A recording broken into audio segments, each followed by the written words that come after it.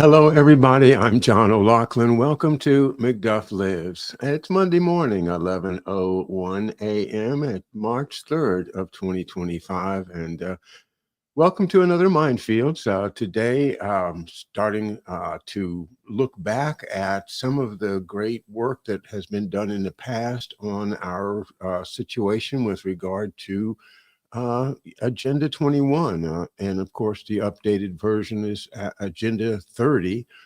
It's pretty much the same thing, only with a lot more layers to it. And we have referred to it back when we were first studying the pandemic back in 2019, 2020. But I've been distracted by other things, but I think it's time to get back to looking at what really is the problem that we face. It's the UN's combined efforts to take over our food supply, our water supply, and force us all into easily controllable cities that and get us off the land, and stop farming, stop being self-sufficient. And you're hurting the environment by being a farmer, for Christ's sake. This is what we're up against, and it's real. It's happening in Europe, as you probably are aware, with all of the efforts to shut down family farms, and it's happening in America big time with huge purchases of all our farmland by foreign and global corporations. It excludes us from being the human beings that I think have walked the earth for the past 200,000 years. It makes us into basically chattels, just like if you owned a car, or even worse, if you owned a horse back in the day, that would be treated as a piece of property. And if human beings are nothing more than just animals with thumbs, then we are going to be treated by the powers that be as property as well, herded, folded, bent, spindled, and mutilated, as we used to say. And this is not remote. This is real. This is happening all over the world right now. You have people like Keir Starmer and Mark Rutte and the insane people like that are running the EU, the World Economic Forum. All of this is sustainable development plans coming out of these UN plans that ultimately come out of the Rockefeller Institute's plans with Henry Kissinger and National Security's memorandum is NSSM 200. All of this has been flushed out in the past, but Trump's not saving us from this, guys. The farms are being taken down. And what's worse, the soil is being poisoned. And that's where we have these GMOs and these poisonous pesticides that are everywhere. And I mean everywhere. And the sadness of people having to stop farming their land because it's full of chemicals that are poisonous. How did this happen? Why do we keep letting it happen? And when are we going to finally find some allies among the political class of this country that can make it stop? Well, Rosa Koire, Koire. Rosa Koire, very, very credible woman who worked as a appraiser for the state of California and for the fire department up there in the San Francisco area, where for 30 some years, and she died after her most recent explosive interviews that you could see on YouTube. I think the most recent one before her death was with Spiros Gouros, and there are a number of other ones. I'm going to play this one from 2013 because I think it really just shows what a classy presentation she makes. And if we're going to convince people, we need people like Rosa Koire to lead the way. So her death? Well, I'm not going to go into it today, but you should look because it sure does smell like cancercide.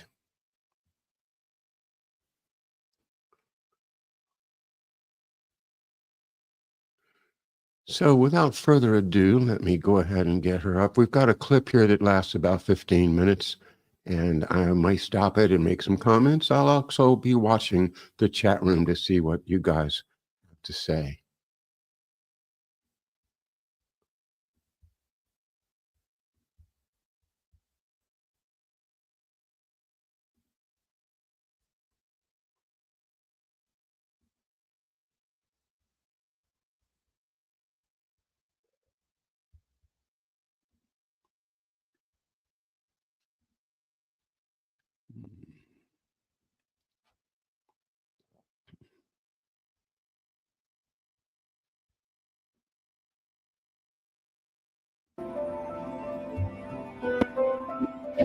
I'm Rosa Koire, and I'm from the United States, California.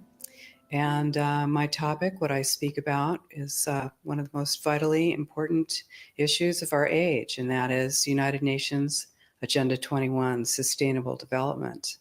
And as I'll be talking about tomorrow, it is the inventory and control plan. Inventory and control of all land, all water, all minerals, all plants, all animals, all construction, all means of production, all food, all energy, all information, and all human beings in the world. And this is a plan that was agreed to by 179 nations back in 1992. It's a United Nations plan. It's called the Agenda for the 21st Century. And so many of us around the world think that, well, sustainable development, it just sounds so great. Isn't it about recycling and creative reuse and creating energy and food resources for everyone? And the answer is no, it really is not. It's about moving populations into city centers, concentrated city centers, and clearing them out of the rural areas. So I found out about it in a very unusual way, actually, because I spent my career as a legal witness, as an expert witness for the California Department of Transportation. I'm an expert in land use and land valuation. And my specialty is in eminent domain valuation. So, of course, I was valuing property for the government so that the government could acquire that property for road projects.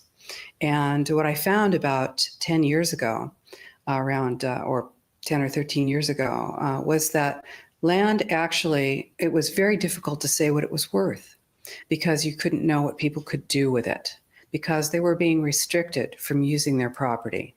And as I explored that and found that it wasn't just in the San Francisco Bay Area where I was working, it was in fact all across the nation and the world, I looked behind that and I found United Nations Agenda 21, Sustainable Development. We created the Post-Sustainability Institute in order to educate people about the economic, social, political, and environmental impacts of communitarianism on the world. And communitarianism is that concept, that social and political construct that says that the individual's rights should be balanced against the rights of the community. And of course, the community is that amorphous, undefined community that we, when we talk about community, we think we're, of course, part of it and that, it's a positive thing. But really, community is constructed. It's constructed of non-governmental organizations, corporations, and government in order to dictate and regulate what it is that happens around the world. And we as individuals have literally no influence on that unless we are in agreement with it. If you dissent against the community, against communitarian law or against communitarian social tactics, you're rejected and basically made an outcast. And that is something that we wanted to expose to the world.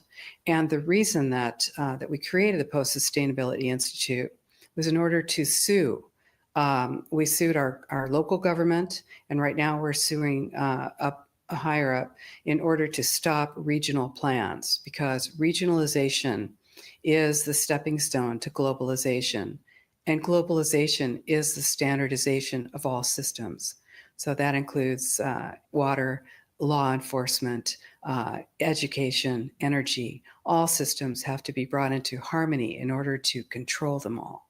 Because when systems don't meet, when they're out of balance or not in sync with one another, they can't be controlled centrally. And the goal of Agenda 21 is one world government and total control from a central unit. America, the United States of America, is really under attack right now. We, in the United States, are, well, the US landmass is about 2.5 times the size of Europe and has roughly half the population, just over half. That landmass is huge, and about 75% of the population lives in large cities. The goal is to move everyone out of the rural areas and into the large cities, and to destroy representative government, and to move it into to a more to government by unelected boards and commissions. Now, here in the EU, of course, you have, you've already moved to that position where it's an erasure of jurisdictional boundaries, an erasure of national boundaries. And that is the goal, because as Zbigniew Brzezinski said in 1995, you can't just impose globalization pell-mell as a total movement. You have to do it incrementally, and the way to do that is through regionalization. And in Denmark, for instance, in Denmark, well, every nation that signed on to Agenda 21 has its local Agenda 21 plan. People in the United States are completely unaware of this. If I go out and talk about this, the United States press attacks me and calls me a conspiracy theorist, which is totally ridiculous. It is a conspiracy, but it's not a theory. It's a fact. Here in Europe, it's openly spoken about, local Agenda 21. And of course, here in Denmark, the Aalborg principles, 1994, and then Aalborg plus 10, 2004, was the European Roundtable for local Agenda 21 was held here. And the principles are public-private partnerships, which is fascism. And this is how it's implemented on the ground, is through this joining together between corporations, non-governmental organizations, and governments in order to cut out the actual individual, your voter, and instead to take that to a level where we literally cannot penetrate. And this is the goal. So this is already far progressed in Europe. The 3 pillars of United Nations Agenda 21 are economy, ecology, and equity, the 3 E's, the social equity. And everyone sort of thinks that they know what that means, the idea of social equity. It must mean that, well, everyone's going to have access to clean water and clean air, and no one's property is going to be used as a dumping ground because they are at a poverty level. But really what social equity is about impoverishing huge portions of the population and bringing down the developed nations. And while this sounds like, it sounds almost like in the United States, you'd call that a right-wing point of view, a conservative right-wing point of view. I personally am a liberal. The idea that that something this drastic, this radical would be happening worldwide without people knowing it. All you have to do is look at austerity measures, restrictions on transfers of wealth, additional restrictions on land use, ability, to produce, to use your energy, your water, your industry. All of this is happening in developed nations. So when you have your infrastructure attacked like that, it's going to have a tremendous impact on your ability to prosper, as well as the idea that that everything that we're looking at now is destined to collapse our economies, because the idea, this is a corporatocracy. It's a totalitarian state being developed right now all over the world. And what major corporations want in this fascist development is to be able to have full movement of workers without borders or boundaries, to be able to move their goods through without regulations, and to reduce wages. And so this is the goal. So this is what you find with social equity. That's code for social equity for this movement and reduction of the population. So, and of course, economy and ecology is about bringing into balance economy. These are the three circles: economy, ecology, and social equity. And where they meet in the center is balance. But really that balance is a communitarian balance. So it's not balance of well-being of the people. What it is it's a balance for corporations so that they can exploit and control and have populations in an area, in tightly packed, dense areas, so that they can be surveilled and managed. And this is what that balance looks like as far as the development of a totalitarian state is. I think it's very important to know that the people now still have an opportunity to fight. All of us across the world understand that our individuality is at stake here. Our most important private property is our body. And of course, surveillance is a vital part. Surveillance, domestic surveillance and control is a vital part of this plan. It is a totalitarian plan. But, just like any other extreme plan, we are, while we are moving towards the end game, we are not there. And this is the opportunity that all of us have now to stand up, to speak out, to refuse to collaborate, to refuse to cooperate, to expose collaborators, to work together to defund these plans, to refuse to demand what it is the corporations want to give us. And so because no one's holding a gun to our heads right now, we have that opportunity. If that changes, if that moment changes, you certainly won't protest then. So now is the time. And people all over the world are doing this. It's just that the mainstream media is owned by 5 major corporations, and you're not going to get this information from the mainstream press. So you need to be your own press. You need to educate yourself. You need to get out there and educate your neighbors, your community, your real community. You need to help your children understand that they're being indoctrinated from pre-kindergarten to postgraduate school. All of us have a responsibility to ourselves and to others. This is true community, to work for personal freedom. And always remember that even though we work as a group, if we do work as a group, we're all individuals in those groups, and we answer only to ourselves. And this is essential. It's essential as free human beings. This is what we are. We are free, and we need to continue to be free. And I do believe that we will win, but we have to become aware that there is a fight, and then make our friends and our neighbors and our community aware as well, and work together.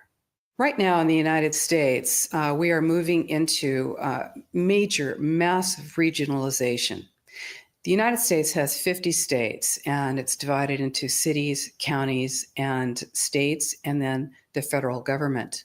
Instead, Agenda 21 is top down. It's global, regional, neighborhood, and none of those positions is elected. So in the United States right now, where the development of regionalization is happening very quickly. It's happening with federal funding. There are hundreds of millions of dollars going to local governments in order to have them create regional plans. And what those do is this plan cannot be accomplished without control of land and land use, because of course, where you live often dictates the kind of life you're going to have. So regionalization takes away our opportunity to have an impact. It takes away representative government. So what we are doing at the Post-Sustainability Institute right now is we are suing to stop the biggest regional plan in the United States, and it is a blueprint for the rest of the country. What this plan is doing is essentially saying that no new development will happen anywhere but in 4% of the San Francisco Bay Area, that all 101 cities and 9 counties will be joined together, and all land use decisions will be made basically by an unelected board. What this will do to land use and land value in the San Francisco Bay Area, to movements of people, to development of business, to freedom, is unfathomable. and people are not aware of it. The only thing that is standing between that and full passage is our lawsuit.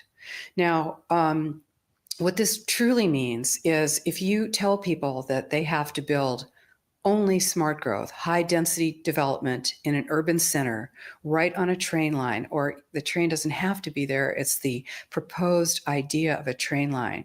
And then no development, no buildings, no residential, no commercial can happen outside of that very, very concentrated area. Then what do you have? You have a concentration camp of the future. This is exactly what it looks like. And you see, it's very much more subtle and much more sophisticated than it was when the Nazis were doing it. You are not going to get thrown on a train car. You will just have your roads out in the rural areas pulverized and turned to gravel. You'll have your family well monitored. You will have your energy restricted. You will have your school service cut, your sheriff service cut. You will find that you are not able to get your goods to market, and then you have to move into the city, and then you will move into this high density development that is subsidized with our property tax dollars, and pretty soon you will have the Wildlands Project, which is predicated on moving people out of the rural areas. And this is how it happens. So, people say, well, hey, nobody's getting me off my land.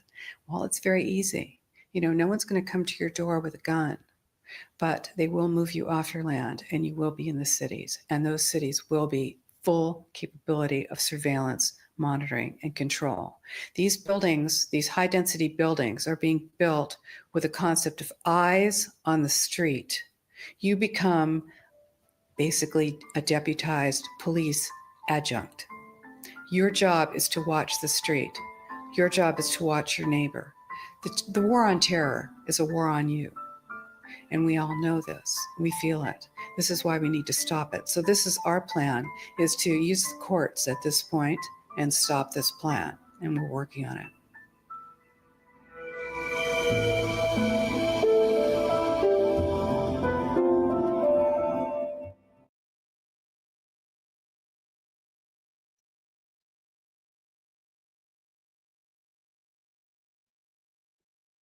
All right, let's stop this plan and keep working on it. I just discovered this yesterday, and so I haven't looked to see what's happened with her lawsuit. That was 2013, and I really don't think there's anybody else that articulates the problem as clearly and as professionally as she does. I really was very much impressed with her presentation. We don't use the word communitarianism now. I guess it was the way that this concept was attempted to be sold back then. But you see what she's saying is that it's not for us, the people, to decide through our county and town councils and elective representatives in state and federal government. No, it's for the top to decide everything. And that's a totalitarian state, which I was warned about when I was in high school. The teachers were all about telling us, that Russia and the Nazis were totalitarian states, and our government is not. And that's what we are about, is not being a totalitarian state. But on the backs of things like the Green New Deal and the environmental movement, we have now been, sorry, Toto's a little upset. Yeah. Well, I'm talking about the Green New Deal, which is one of the biggest frauds that's ever been perpetrated, and it's still going on. This is run by the real creeps behind the curtain. And as Rosa Koire says, we have to stop. This is our opportunity. There will come a time when we are under such surveillance that we won't be able to speak up. See how close we are right now, where a woman in Great Britain, an elderly man with heart condition, was approached by a police officer in his home and put under arrest and taken away because of something he said on social media. It happens in Germany. It happens all over Europe, I'm sure. because they have imposed already these social media controls that we here in the United States have not seen.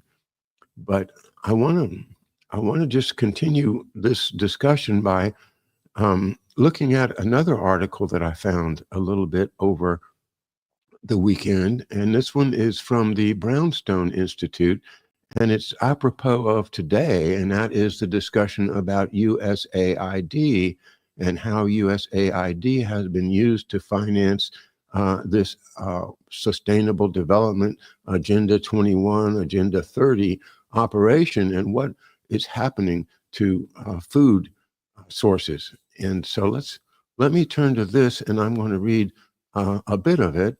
Brownstone Insights, a publication of the Brownstone Institute. It's dated today, March the 3rd, 2025. And I will put it up there on the screen so you guys can see it.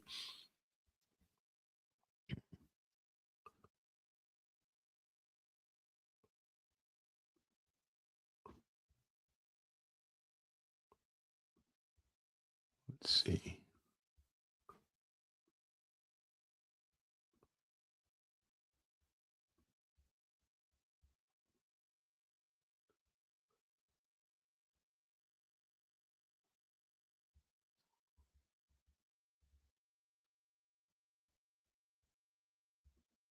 All right, you can see that now. Brownstone Insights publication today.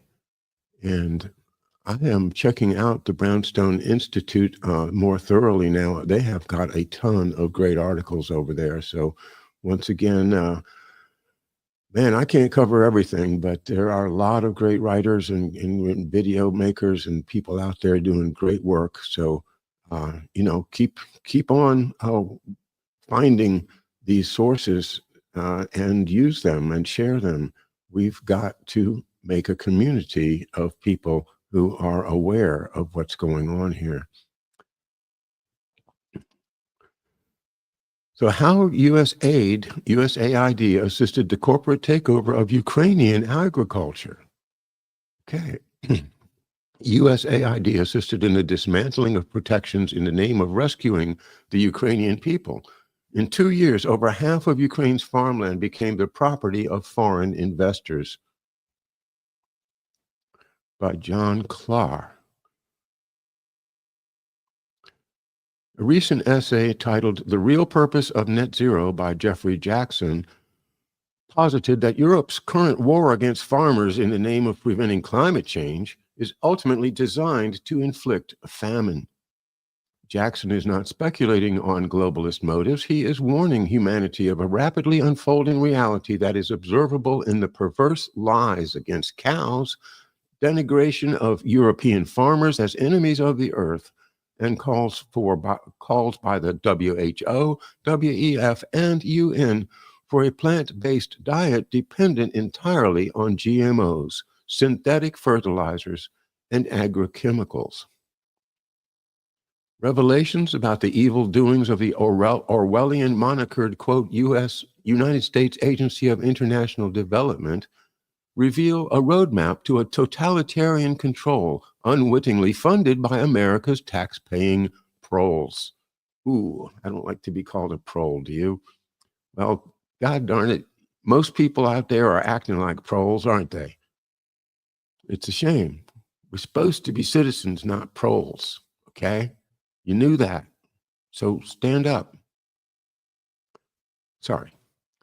USAID's clandestine machinations have long focused on controlling local and global food supplies as, quote, soft colonization, unquote, by multinational chemical, agricultural, and financial corporations. European farmers revolting against climate, wildlife, and animal rights policies are harbingers of this tightening globalist noose.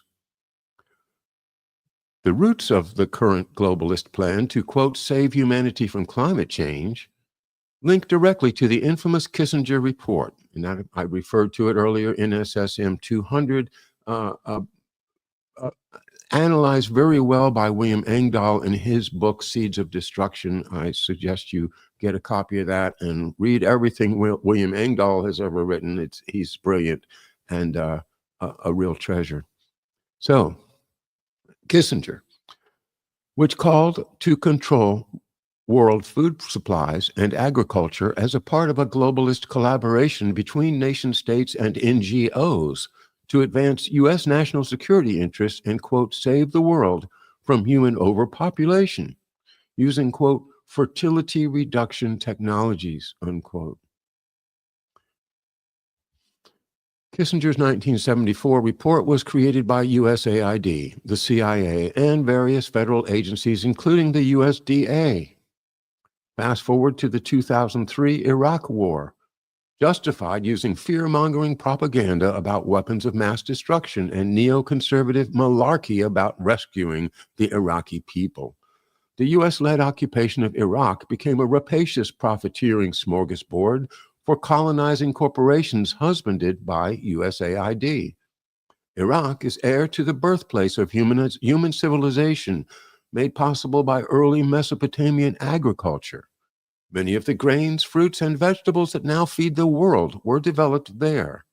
Iraq's farmers saved back 97% of their seed stocks from their own harvests before the U.S. invasion. Under Paul Bremer, Rule 81, never fully implemented, sought to institute GMO cropping and patented seed varieties such as Cargill, Monsanto, and other corporations descended upon the war-ravaged nation using American tax dollars and USAID. That playbook was more quietly implemented during the Ukraine war, once again orchestrated by USAID. Before the Russian invasion on February 24, 2022, Ukraine was the breadbasket of Europe, prohibiting GMO technologies and restricting land ownership to Ukrainians. Within months of U.S. intervention, USAID assisted in the dismantling of these protections in the name of land reforms, free markets, financial support, improved agricultural efficiency, and rescuing the Ukrainian people. In just 2 years, over half of Ukraine's farmland became the property of foreign investors. GMO seeds and drone technology were, quote, donated, unquote, by Bayer Corporation. And companies such as GMO seed seller Syngenta and German chemical manufacturer BASF became the dominant agricultural stakeholders in war-torn Ukraine. Russia may withdraw, but Ukraine's foreign debts, soil degradation, and soft colonization will remain. The UN, WTO, WHO, and WEF all conspire to peddle a false narrative that cows and peasant farmers are destroying the planet, and that chemical-dependent GMO monocropping, synthetic fertilizers, and patented fake meats and bug burgers must be implemented post-haste by force if necessary to rescue humanity. The argument that pesticides and synthetic fertilizers parentheses manufactured from natural gas, aka methane, nod, nod, wink, wink, are salvific is patently false. They are, however, highly profitable for chemical companies like Bayer, Dow, and BASF. Jeffrey Jackson is exactly correct. The Netherlands committed to robust agricultural development following a Nazi embargo that deliberately inflicted mass famine following their collaboration with Allied forces in Operation Market Garden. I didn't know that. But you remember in the movie, A Bridge Too Far, Operation Market Garden, you know, Monty's genius idea. Well, it was actually Churchill's idea to use airborne troops, like 30,000 of them, to seize the bridges and march all the way to the Rhine, right through the Netherlands, long before the armies were ready for such an adventure.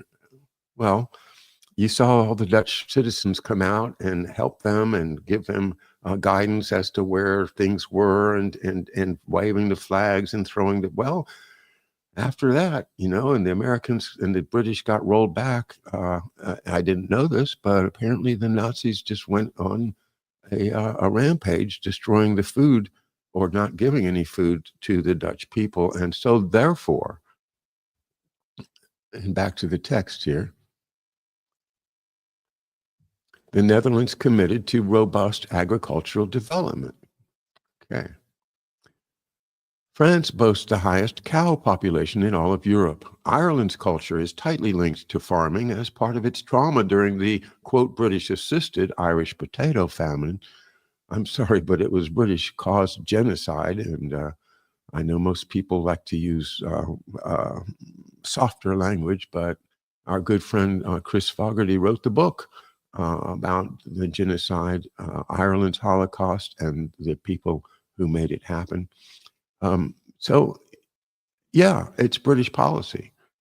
And famine is fine with them, because these are just, those trolls. The corporate NGO cabal now uprooting and targeting farmers in these nations and across the EU in the name of staving off climate change and preserving wildlife is a direct outcropping of Kissinger's grand dystopian scheme launched through USAID in 1974. Americans watch European farmer protests from afar, largely oblivious that most all of U.S. agriculture was absorbed by the big ag Borg generations ago. Currency control linked to a, quote, parentheses, political, environmental, and economic social credit scorecard promises the fruition of Kissinger's demonic plan, quote, control the food, control the people, unquote. Modern humans suffer from a double hubris that blinds them to the contemplation of the truth of Jackson's hypothesis, a cultish trust in technology, coupled with an irrational faith in their self-perceived moral superiority to past civilizations. Parentheses, Wendell Berry calls this historical pride, close parentheses. Wendell Berry, The Peace of Wild Things. Yet, as long as mankind has had the capacity to harm another for personal gain, humans have devised ways to control food for power or profit. Siege warfare generally depended on starving defenders of castle walls into submission. Even if globalist food control proposals are well-intentioned, a monolithic, monocultured, industrial-dependent worldwide food system is a lurking humanitarian disaster. Berry observed, quote, in a highly centralized and industrialized food supply system, there can be no small disaster. Whether it be a production error or a corn blight, the disaster is not foreseen until it exists. It is not recognized until it is widespread. Wonder if you could say the same thing about global health. The current push to dominate global food production using industrial systems is the cornerstone of complete globalist domination over all of humanity. The mark of the beast, without which no American will buy or sell goods, including guns, bullets, or factory-grown hamburgers and cricket patties, is mere steps away. Mr. Jackson is correct in thinking these leaders, quote, know these basic historical and current facts, and that, quote, farmers are becoming endangered because of government climate policy, and it's being allowed to happen. USAID has been actively seeding and watering this dystopia for decades. Klaus Schwab and Bill Gates are as fully cognizant of this fundamental truth as Henry Kissinger was in 1974. USAID has aided all three, having lost almost all of their small farms over the last century. Americans are well ahead of Europeans in their near-complete dependence on industrial food. That's the plan. And that's the article from Brownstone Insights, published by the Brownstone Institute.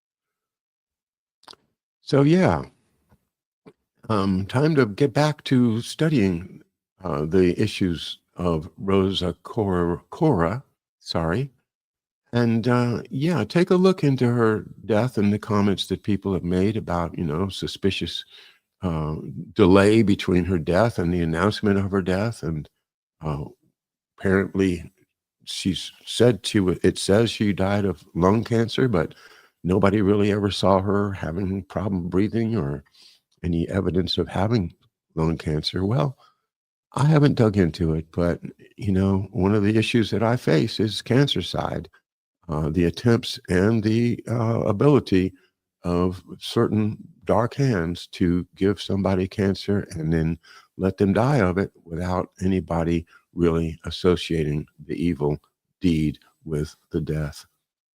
Yeah, the Health Alteration Committee of Dulles and Bissell and Cabell. Well, I think Rosa Koire said it better than I can. I think that this article that I just read from the Brownstone Institute says it pretty well. And yeah, are we on the right track in our new administration going after these USAID programs? Absolutely. But we've got tons and tons more of work to do because the layers of this sustainable development disaster are cascading upon us in every field, whether it's medicine, environment, education, geopolitics. It's all working toward that one world totalitarian government. And talk about corporatocracy. Wasn't that exactly what we were talking about with our last reading from Behind the Dictators by Leo H. Lehman in our most recent Mindfields, number 274? Yeah, that was what the Jesuits were after. That is still what the Jesuits are after. And have the Jesuits and the British royals made common cause here to create a world in which maybe the king gets to be the new emperor and the Pope gets to be the head of the worldwide church, which is the ultimate goal of Jesuits as stated in their literature since 1540 something. Yeah, Europe's a mess. Has always been a mess. That's why we left, right? And of course, they came right on our heels, reinfecting us. We've read about the infection of our country through New Orleans, through that Catholic colony of the French and the Spanish and the Americans, and how the mafia was created or brought in from Italy to there to serve as one of the first underworld enforcement arms of the elites. We've studied how that whole idea of mafia has become a part of the establishment. We've studied how, with the end of Glass-Steagall, that now all of the money laundered dirty money is now not only in our system, but is essential to our system. Without it, our entire world economy would crash. So the infection of the United States, our banking, our land use, our Congress, everything has been going on ever since the United States won its independence the first time and the second time, and I would add the Civil War as a third time, from that British-centered corporate blob that we talk about. At least we talk about it when we have had a taste of it and can see through a lot of the lies. So many people don't talk about it. They don't see it. They are just like Sybil Edmonds' boiling frogs that Sybil Edmonds warned us about again 15 years ago. Well, I want to say thanks to Rosa Koire and for her lifetime of work to try to help us expose this. And I want to ask you all to share it and to look into her material more deeply than I've been able to this morning. And check out the Brownstone Institute. It's a new one for me, but it's just more proof that there's a whole lot of good people out there writing good articles. And if we can get them out into the public mind somehow, we may win this thing. All right. God bless you all. Thanks for being with me. I will see you tomorrow with Harley Schlanger, and we'll take up our geopolitical questions with Harley tomorrow at 11 a.m. Eastern. Bye-bye.